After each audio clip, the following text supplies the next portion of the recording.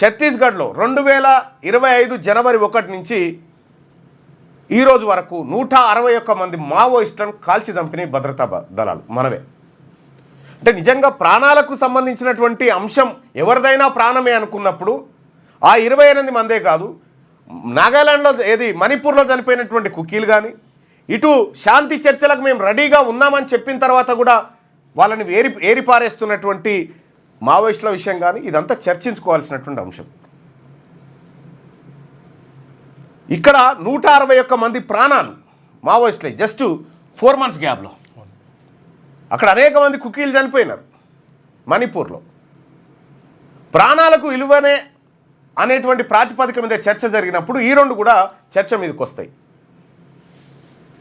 ఇవాళ పాకిస్తాన్ని ఇవాళ మనం వెలివేసేది ఏం లేదు, వాళ్ళకు మనకు ఎట్లాగో పడది. అదొక దుర్మార్గమైనటువంటి దేశంగా ముద్రపడ్డది ప్రపంచ దేశాల ముందు పాకిస్తాన్ అనేక వేదికల మీద దోషిగా నిలబెట్టే ప్రయత్నం భారత్ కూడా అనేక సార్లు చేసింది. కానీ ఇప్పుడు వాళ్ళని వెలివేసినంత మాత్రాన మళ్ళీ ఇటువంటి దాడులు జరగవా?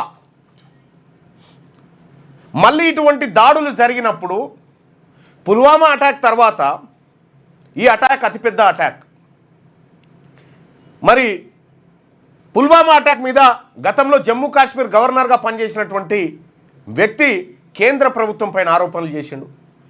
సో ఇప్పుడున్నటువంటి ఎక్స్ మేజర్ జనరల్ ఆయన కూడా కేంద్ర ప్రభుత్వం మీదనే ఆరోపణ చేస్తుండే ఈ ఘటనల మీద.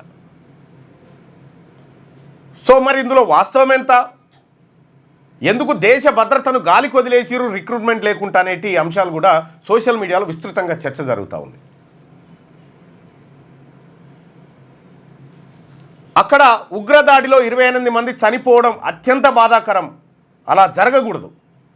సేమ్ టైం మణిపూర్ కానీ, ఇటు ఛత్తీస్గఢ్ కానీ, దంతెవాడ కానీ, లేకపోతే దేశంలో ఇంకొక చోటైనా మనుషుల ప్రాణాలు